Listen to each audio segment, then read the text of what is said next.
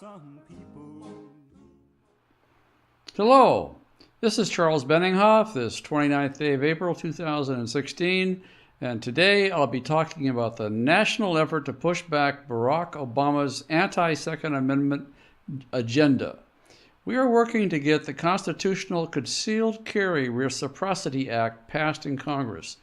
This bill originated in the House and was designated as H.R. 923.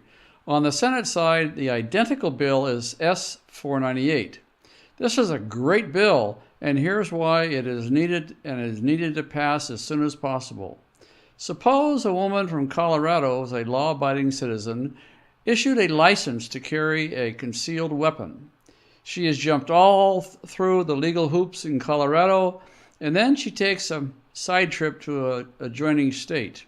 That woman can become a criminal and can be frivolously arrested and punished if she crosses a state line with a firearm in her purse if the state does not recognize Colorado's concealed carry permit. The Concealed Carry Reciprocity Act eliminates this discrimination against Americans who have the right to defend their own life, stripped away from them if they travel from one state to another. If your home state has given you the right to carry a concealed weapon, when H.R. 923 passes, that permit will become valid for all 50 states. The bill even applies to states that require no permit for concealed carry.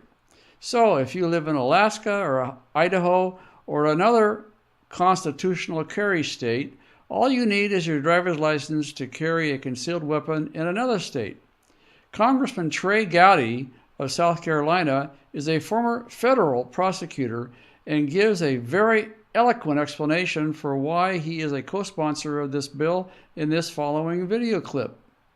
And once you accept the fact that the first 8 amendments apply to the states through what's called the doctrine of incorporation, which most people accept that, we would never tolerate different standards for the First Amendment. You don't have 50 different Miranda versions. You don't have 50 different ideas on whether or not you have to provide counsel to indigent defendants who are facing prison time. So this notion that states can do what they want with the Second Amendment, if it is a fundamental right and you apply the highest level of constitutional scrutiny, which is strict scrutiny, then the Second Amendment needs to be afforded the same measure of respect as the other amendments. And if the Constitution specifically gives a right to Congress, then that's not a right for the states.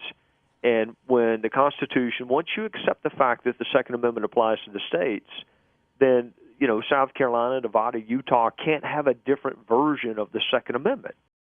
Congressman Gowdy is absolutely correct. Americans would never tolerate 50 different versions of the First Amendment. This is happening in at least one state where a permit is being required to talk publicly about Christianity. No such permit is required to promote communism, socialism, or Islamism. Can you imagine going on vacation to another state and being arrested because you don't have a free speech permit there? Well, the same concept applies for your Second Amendment rights. And all Americans would be outraged. And yet we see news stories every year in which a law-abiding citizen is arrested for traveling through a state that doesn't recognize his home state's concealed carry permit. Even the Constitutional Sheriffs and Peace Officers Association, which is a nationwide law enforcement group that has thousands of law enforcement members across the country, supports this bill. This bill is a response to Barack Obama's relentless efforts to import millions of criminal illegal aliens and foreign terrorists into the United States. Obama wants to leave the American populace at the mercy of these foreign criminals, and we, the people, need to push back and push back hard. That is why we support this bill, and I hope that you will take actions to help us get it passed in the House as well as in the Senate. Pray for Us is a very proud and very vocal supporter of the Second Amendment, because your right to defend your own life against government tyrants and common criminals, as well as imported terrorists, is a biblical right.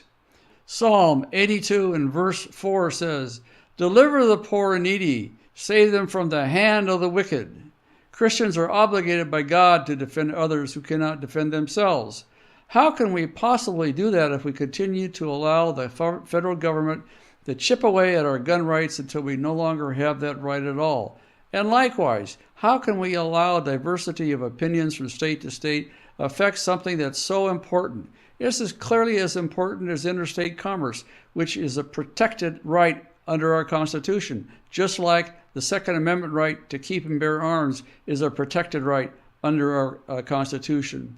And don't forget that Jesus said in Luke chapter 22, verse 36, "Let he who has no sword sell his garment and buy one." And this was stated by Jesus when he was on his way to Calvary. He said it to his followers, knowing they would have a lifetime of persecution. Well, that lifetime of persecution has indeed become intergenerational and has lasted a millennium. And we here in the United States are the beneficiaries of those words of Jesus because our founding fathers incorporated the concept that we should all be able to buy a sword after selling our own shirt if necessary. Buy a sword and carry it. And that's what is evidenced in our Second Amendment. Jesus knew his followers were about to face government persecution and commanded them to prepare for it, even if it meant selling their shirts off their back. Well, right now, Obama has created a situation where there is going to be government-sponsored persecution by hundreds of thousands, if not millions, of armed jihadis brought into the United States, as well as millions more of illegal aliens who have no concept of what our constitutional framework is, all of whom can oppose us, kill us wantonly, as well as massacre our families simply by having some sort of social injustice spread to them as though it were a fact, much like, if you will, Black Lives Matter. How can we stop this? How can we stop this sort of discrimination against concealed carry? And how can we promote this bill? Here's how to get involved. If you are already on our action page, you can use the form to the right to select how many members of Congress you want to contact today. We have a faxgram message ready for you to send to their offices immediately. And if you wish to edit the message in any way, just click the Edit Text button on the faxgram. We never censor your message. If you are watching this video on YouTube or Facebook or another channel, click the link on your screen now to be taken to our action page. We need as many people as possible to speak out in support of the Concealed Carry Reciprocity Act to get it passed. So click the link now and take action. This is Charles Benninghoff signing off and wishing you freedom, fulfillment, and God's many blessings. Satan can't make me doubt it. It's real and I'm gonna shout it. I was there when it happened, and I guess I ought to know.